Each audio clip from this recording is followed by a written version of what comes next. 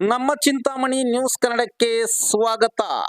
ಚಿಂತಾಮಣಿ ತಾಲೂಕಿನ ಯಗವಕೋಟೆ ಸರ್ಕಾರಿ ಪ್ರೌಢಶಾಲೆಗೆ ಬೆಂಗಳೂರು ಪದವೀಧರ ಕ್ಷೇತ್ರದ ವಿಧಾನ ಪರಿಷತ್ ಸದಸ್ಯರಾದ ರಾಮೋಜಿ ಗೌಡರವರು ಆಗಮಿಸಿದಾಗ ಯಗವಕೋಟೆ ಪ್ರೌಢಶಾಲೆಯ ಸಿಬ್ಬಂದಿ ವರ್ಗ, ಚುನಾಯಿತ ಪ್ರತಿನಿಧಿಗಳು ಅದ್ಧೂರಿ ಸ್ವಾಗತ ಕೋರಿದರು. ಶಾಲಾ ಮಕ್ಕಳು ಬ್ಯಾಂಡ್ ಸೆಟ್ ಶಬ್ದದೊಂದಿಗೆ ಶಾಲಾ ವಿದ್ಯಾರ್ಥಿನಿಯರು ನಮ್ಮ ಭಾರತೀಯ ಸಂಸ್ಕೃತಿ ಪರಂಪರೆಯಂತೆ ಸೀರೆ ಹುಟ್ಟು ಪೂರ್ಣ ಕುಂಭ ಕಳಶದೊಂದಿಗೆ ಶಾಲಾ ವಿದ್ಯಾರ್ಥಿನಿಯರು ಹೂವನ್ನು ಚೆಲ್ಲುವ ಮೂಲಕ ಆತ್ಮೀಯವಾಗಿ ವೇದಿಕೆಗೆ ಬರಮಾಡಿಕೊಂಡರು. ಕಾರ್ಯಕ್ರಮದ ಅಧ್ಯಕ್ಷತೆಯನ್ನು ಚಿಂತಾಮಣಿ ತಾಲೂಕಿನ ಕ್ಷೇತ್ರ ಶಿಕ್ಷಣಾಧಿಕಾರಿಗಳಾದ ರಮಾದೇವಿರವರು ವಹಿಸಿದ್ದರು. ಕಾರ್ಯಕ್ರಮದಲ್ಲಿ ಉಪಸ್ಥಿತರಿದ್ದ ಗಣ್ಯಮಾನ್ಯರಿಗೆ ಸಹ ಶಿಕ್ಷಕರಾದ MS ಶ್ರೀನಿವಾಸಪ್ಪರವರು ಸ್ವಾಗತಿಸಿದರು. ಕಾರ್ಯಕ್ರಮವನ್ನು ಉದ್ದೇಶಿಸಿ ಮಾತನಾಡಿದ MLC ರಾಮೋಜಿ ಗೌಡರವರು, ನಾನು ಇದೇ ಶಾಲೆಯಲ್ಲಿ ವ್ಯಾಸಂಗ ಮಾಡಿ ಶಿಕ್ಷಕನಾಗಿ ಶಿಕ್ಷಕ ವೃತ್ತಿ ತ್ಯಜಿಸಿ ರಾಜಕೀಯ ಕ್ಷೇತ್ರ ಆರಿಸಿಕೊಂಡು ರಾಜಕೀಯದಲ್ಲಿ 2 ಬಾರಿ ಸೋಲಾದರೂ ಗುರಿಯನ್ನು ಮುಟ್ಟಲೇಬೇಕೆಂಬ ಪ್ರಯತ್ನದಿಂದ ಈ ಬಾರಿ 12,000ಕ್ಕೂ ಹೆಚ್ಚು ಮತಗಳು ಪಡೆದು ವಿಧಾನ ಪರಿಷತ್ ಸದಸ್ಯನಾಗಿದ್ದೇನೆ. ಸೋಲು ಗೆಲುವು ಲೆಕ್ಕಿಸದೆ ಮುಂದೆ ಸಾಗಬೇಕು ಎಂದು ತಿಳಿಸಿದರು. ಈ ಶಾಲೆಗಾಗಿ ನನ್ನ ಅನುದಾನದಲ್ಲಿ 5 ಲಕ್ಷ ರೂಪಾಯಿ ನೀಡುತ್ತೇನೆ ಎಂದು ಭರವಸೆ ನೀಡಿದಾಗ, ಶಾಲೆಗೆ ರಂಗಮಂದಿರ ಅವಶ್ಯಕತೆ ಇದೆ ಎಂದು ಕೇಳಿದಾಗ ತುರ್ತಾಗಿ ಮಾಡಿಕೊಡುವುದಾಗಿ ತಿಳಿಸಿದರಲ್ಲದೆ, ರಂಗಮಂದಿರದಲ್ಲಿ ವಿವಿಧ ಸಾಂಸ್ಕೃತಿಕ ಕಾರ್ಯಕ್ರಮಗಳು ನಡೆಸಿ ಈ ಶಾಲೆಯ ಮಕ್ಕಳು ರಾಜ್ಯ ಮಟ್ಟದಲ್ಲಿ ಗುರುತಿಸಿಕೊಳ್ಳುವ ರೀತಿಯಲ್ಲಿ ಮುನ್ನಡೆಯಬೇಕೆಂದು ತಿಳಿಸಿದರು.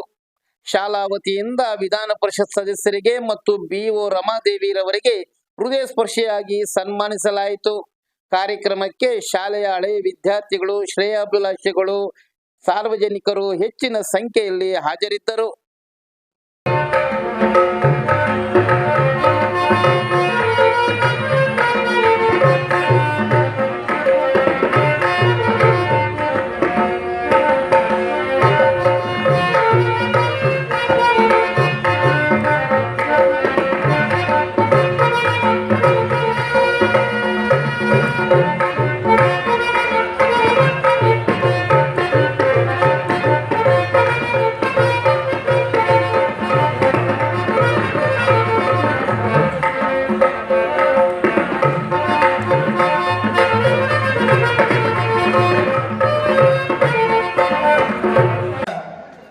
ವಿಧಾನ ಪರಿಷತ್ತಿನ ಸದಸ್ಯರಾಗಿರುವಂತಹ ಇದೇ ಶಾಲೆಯ ಹಳೆಯ ವಿದ್ಯಾರ್ಥಿಗಳು ಆದಂತಹ ನಮ್ಮ ರಾಮೋಜಿ ಗೌಡರು ಈ ಒಂದು ಕಾರ್ಯಕ್ರಮಕ್ಕೆ ಮುಖ್ಯ ಅತಿಥಿಗಳಾಗಿ ಆಗಮಿಸಿದ್ದಾರೆ ಹಾಗೂ ಅಭಿನಂದನಾರ್ಹರಾಗಿದ್ದಾರೆ. ಅವರಿಗೆ ನಮ್ಮೆಲ್ಲರ ಪರವಾಗಿ ಆತ್ಮೀಯವಾದಂತಹ ಸ್ವಾಗತವನ್ನು ಜೋರ ಚಪ್ಪಾಳೆಯೊಂದಿಗೆ ಬಯಸುತ್ತಿದ್ದೇವೆ.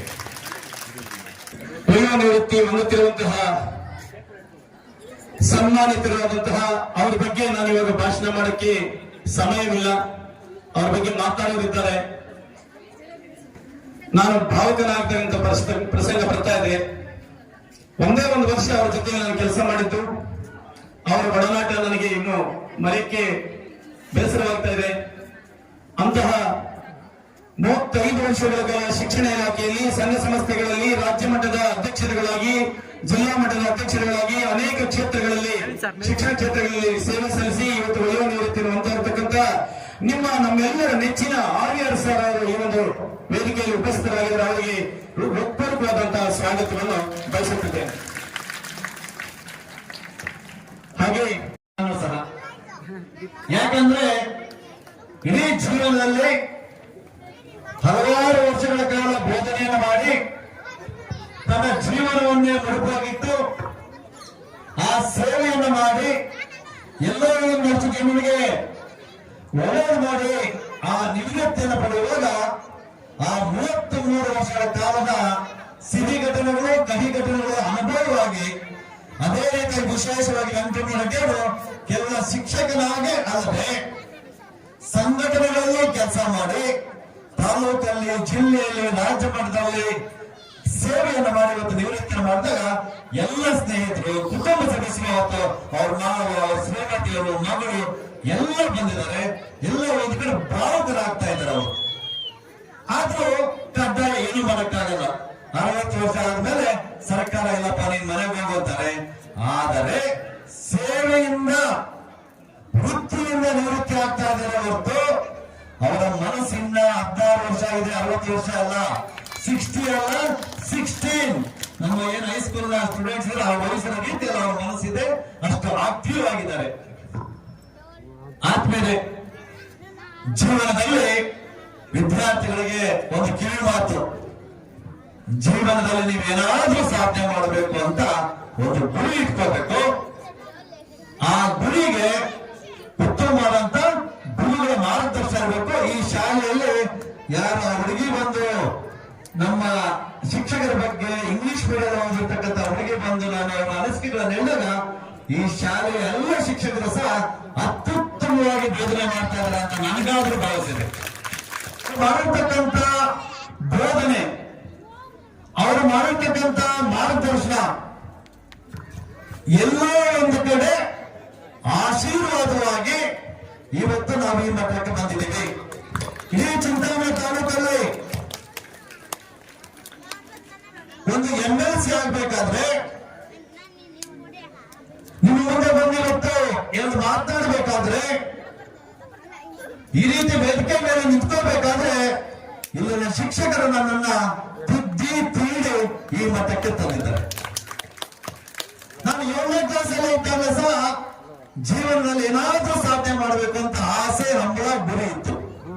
ಯಾಕೆ ಮಾತನ್ನ ಹೇಳ್ತಾ ಇದ್ದೆ ಅಂದ್ರೆ, ಜೀವನದಲ್ಲಿ ನಿಮ್ಗೆ ಆಸೆ, ಆಕಾಂಕ್ಷೆ, ಗುರಿ ಇಲ್ಲ ಅಂದ್ರೆ ಏನೂ ಸಾಧನೆ ಮಾಡಕ್ಕಾಗಲ್ಲ.